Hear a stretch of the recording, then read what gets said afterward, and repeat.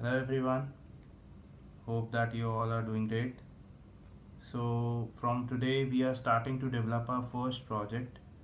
So to give you a bit of glimpse, it's a bus reservation system, and we learn and develop bus reservation system break into several parts so that it is easy to digest for you all, and the concepts which I have covered in the previous videos will be used to develop this project. So let me show you the glimpse of the project, how it works. Just please bear me with the UI. It's a little basic. Main is the functionality, and going ahead when we'll be finishing the development of this project, I assure you that the UI will look very improved. So this is our registration page. So I'll run the application for you. Let me save it. Ramanpreet Singh, 19 gmail.com, and I'll say the password as when I register it directly takes me to the login page, and login page looks like this. So I'll log in from the user I have saved. So I need to mention raman19@gmail.com, and the password is 123456, and I'll say enter. Now when we enter it, it takes me to the dashboard of the application. Now what dashboard would be used for? Dashboard would be displaying you all the routes of the buses, and you can book your ticket from here, right? So I have made a from field and a to field. The place from where you will be boarding the bus, the place you want to go to, and then you can select the dates here. So you can select the date here, and you can click on find, and you will find the routes of the bus. So right now the functionality that I am covering is the registration of the user, the login of the user, and the dashboard displayment and logout of the user, right? This is the application functionality that I have covered right now. So bear me with the the UI of the application, and it will improve in the upcoming parts. So if you are liking the content, do subscribe the channel, and the upcoming videos we'll be finishing off this project, and we'll be making this project a very with a good UI project, and all the functionalities of bus booking would be covered into it. So do subscribe the channel, and if you are liking the content, do like, share, and comment on the videos. So let us now jump to the code part. Let me take you to the Eclipse, and this is my structure of the project. So we have made a lot of things in this project. So as I've already written the code, I'll be explaining all the things step by step, and also at the end I'll be showing you the whole functionality of the project, how it is working once again. So let me start by our model classes. So let us go to the model package, and you can see we have made a user, role, and reservation model. So here you can see that we have a user model, and it is a simple entity that we have already covered in our previous classes, previous videos. So one thing that you can see here is that we have introduced a new concept of association. Our user class has been in relationship with our role class. So we have actually made a relationship of many to many in between user and role class. And now let me actually explain you this concept, because it has not been covered till now. So in this concept, actually what we want to say is that many users can have many roles, and many roles can have many users. So let me explain you with an example. So we have this bus reservation system, right? So there would be few backend people who would be managing the data to be shown on the application and all. So they would have role as a admin, right? And then they could also be the customers of this application. So then their role is a user role. So a particular user could be an admin or a user, right? And if I take the other way, that a role, that is admin role, that admin role can have many users. There could be many backend people who are actually managing the backend support of this application, right? Who have the role of admin. So that's why we have established a relationship of many to many in this. Now, let me tell you this annotations and all. We have used the annotation of many to many to tell that our relationship between user and role is many to many, and then we have used @join table. Now, what is @join table? Join table will actually help us in maintaining a third table other than the user table and the role table. That third table will maintain our mapping of user ID and role ID. That if a particular, I would say, if a role has an entry of one ID as an admin, two ID as a user. So if I enter a user and its role is user, so that user ID will be mapped with that role ID. So we have given the join column, @join column annotation as well to define that. So this is the role of all the annotations that we are using. So now let me take you to the role model. It is a simple model. We have just taken the ID, a unique ID, and a string role, which will be the simple string entered for the role, right? For now, ignore the reservation model. We'll be covering this in the subsequent videos. So now let me take you to our Spring Security config package, and I'll tell you that what securities we have covered, as we have already made a video of Spring Security covering basic authentication, authorization, and some basic Spring Security videos. So if you are not known to the concept, you can go back and watch those videos, and then you can switch to these videos, right? So here in this Spring Security file, we are firstly declaring a bean of BC script password encoder just to encode our password, to encrypt our password while entering into the database. Then we are making a bean of DAO authentication provider. This actually is a simple authentication provider that uses a DAO to actually retrieve a user information from a relational database. So we are using it here, and we are actually setting the auth auth set password encoder as password encoder, and we are calling this method, right, to encode the password.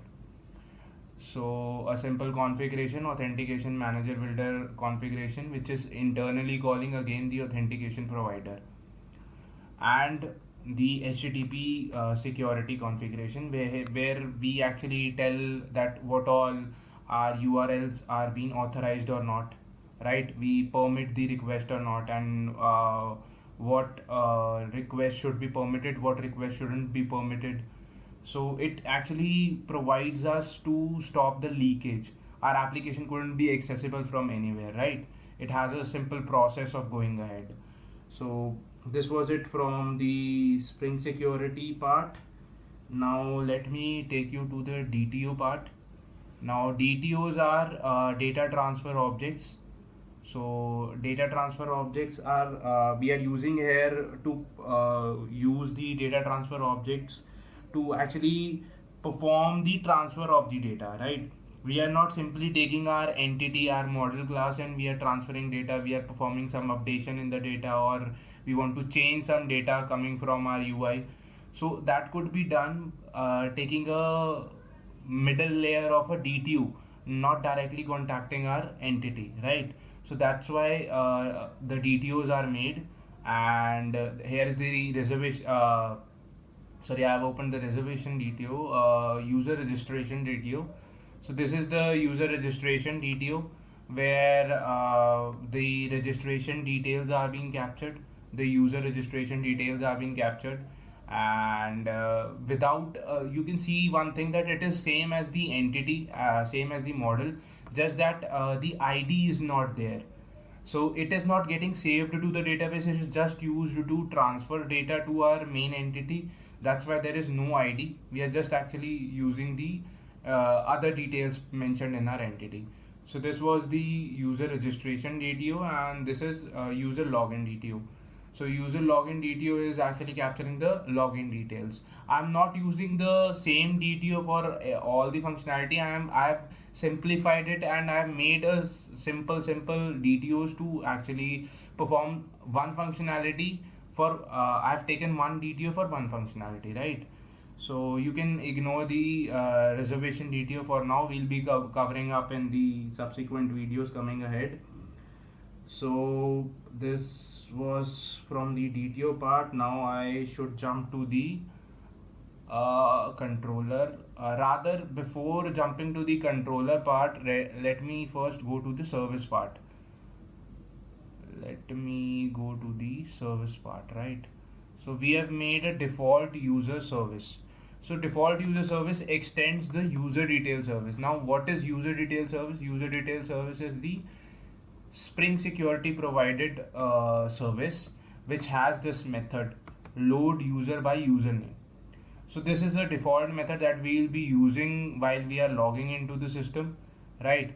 That's why I've simply extended our user detail service to this, and we have also made a method of save. A default method is being provided by our repository of saving the entity, right? But we have a simple DTO to save, right? DTO would be transferring the data to our main entity, and then we'll be performing save. So we have made a service layer between it where we'll be performing this operations of transferring the DTO object data to our main entity and then saving it by calling the repository, right? So we have made a user save method here, and we are sending the user registered DTO. So let me go to the implementation of the service. In the implementation of the service, we have implemented the methods. So first of all, let me tell you the save method, what we have done here.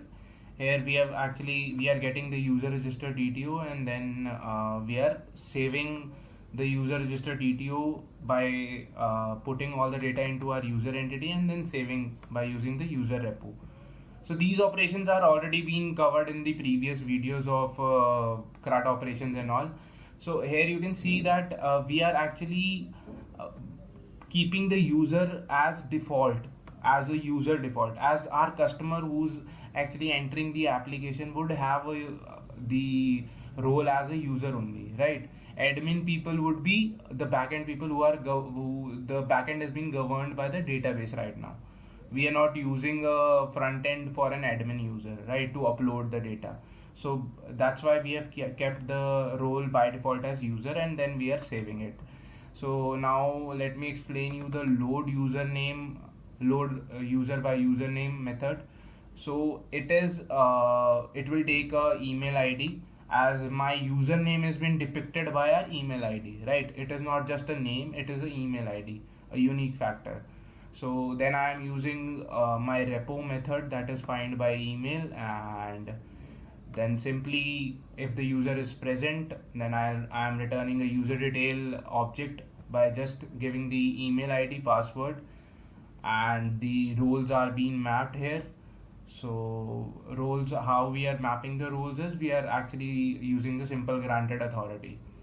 So you can go through the code, right? It is a simple code, nothing so complicated has been written here. So if the user is not present, we are simply throwing the exception, right? So this was from the service part. Now let me show you the repository also.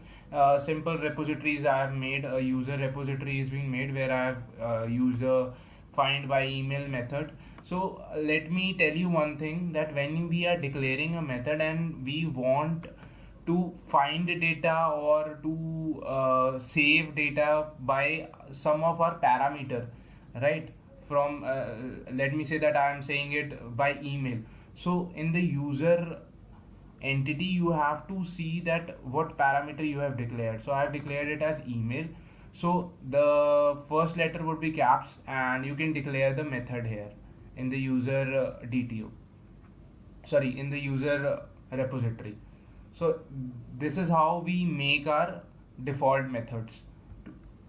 There are few default methods in the JPA repository which we can use, but if you want to save, or if you want to find some data by some unique parameter that is present in your entity, then this is how you make the method here, right? This is the user repository which is being extended by the JPA repository, right? And then the role repository. Role repository also I have used the method find by role, right? And it is also extending the JPA repository. The repository part is simple and it has been shown in the previous videos as well. So let me go to the controller, and then controller part I'll explain you with context of Spring Security, right? So this is my registration controller. This is my you can say the landing part of my application. So you can see that I have declared various methods here, but I haven't given any mapping to that, but only a simple mapping is given above the controller. This is because let me open Spring Security file with you. So you can see that I have set that the request authorized, that is slash registration, right? Now if I on the browser, if I type localhost 8080 and slash registration, so it will go and search for the registration controller, right? The mapping which contains slash registration. Now slash registration, and then subsequently what we are doing in that controller is that whenever I get any call for get mapping, right? Get mapping is to display the page, right? So if whenever I am getting the call, that is localhost 8080 slash registration, so that is a get mapping. We are not posting anything, we are just getting it, right? So that's a get mapping, and it by default comes that in that page we'll be giving a model attribute, a attribute that will be taking our values to our HTML page, and then also retrieving our values from the HTML page to our post methods, right? So you can see that I have simply said get method, and I have returned a register HTML. So where is my HTML? It's in the template. In the resources part, you will go in the template, and you can see we have the registration HTML. I'll come to the HTMLs later on. So it will return our HTML. Then on my HTML part, let me show you side by side. So on my registration HTML, I have actually used a form, right? In the form attribute, I have given action as slash registration and method as post. So whenever in below I haven't given any method to perform various operations or something, I've just given a button. So when this submit button is being clicked, then this page sees for a controller having the URL as slash registration and the method as post. So it will again go to the registration controller and see that there is a post mapping there. Yes, there is a post mapping, and the user object is being returned or not. So let me see that yes, a user object is there. So this user object will collect all the data, that is name, email ID and password, and give it to the registration controller, right? It will bring in here user register DTO, and then I'll save the user register DTO, and then I'll redirect it to wherever I want to, right?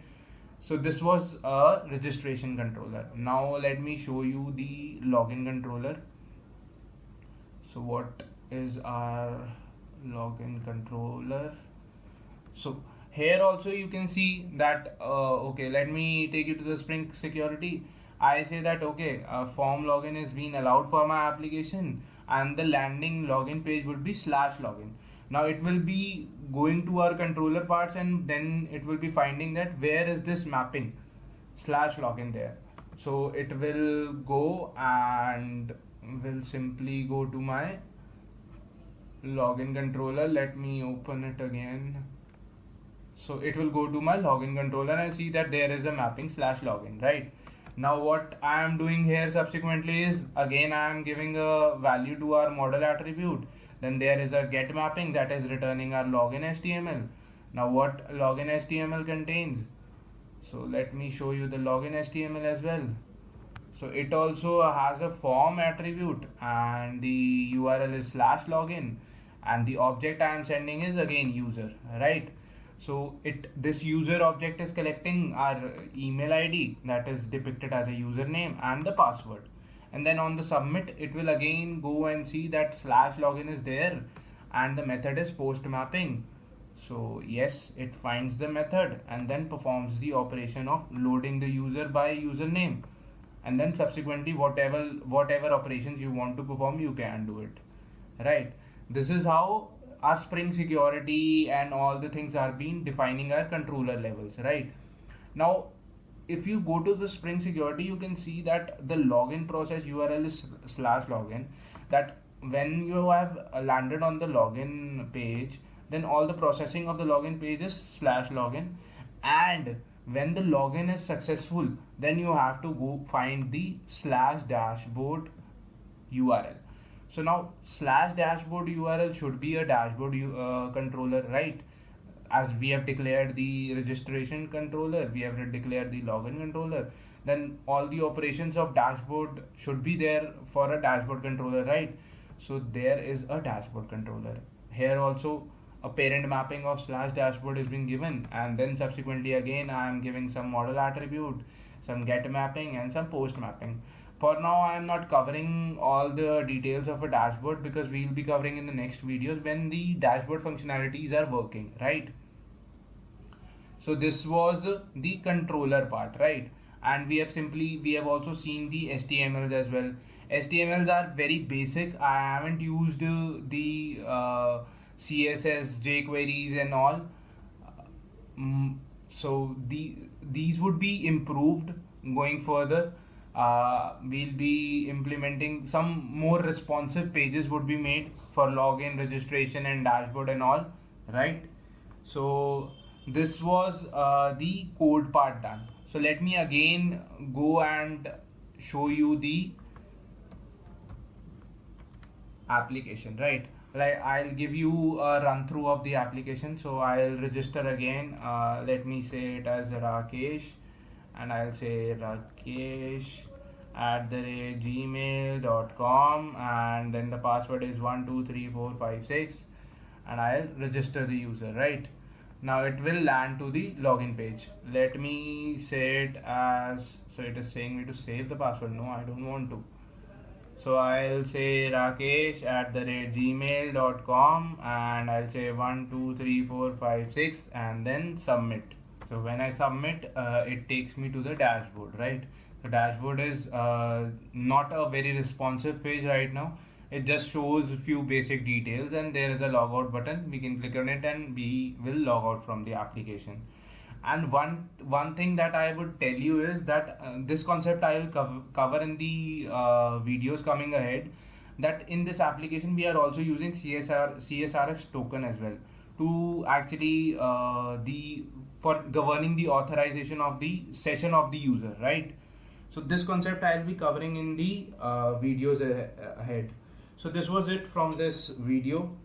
So if you have liked the content of the video, and if you feel that there is some kind of a feedback or something you should tell me, any queries or anything, you can mention in the comments.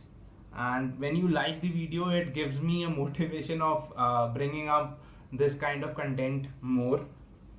And do subscribe the channel, because we will be finishing off this project in 3 or 4 parts, and I'm making small chunks of videos so that it is easy for you to actually learn the concepts parts and how the functionalities of the project will work. And one more thing, if you are preparing for the interviews and if you are thinking that your first rounds are lined up and you want to give your first rounds and you want to know the questions that are being asked, I have shared a curated question list of Java questions that were asked to me in the various interviews of various companies. So if you feel, you can go and read it. I'll share the link in the description as well. So this was it from the video. So I'll see you in the next video. Thank you.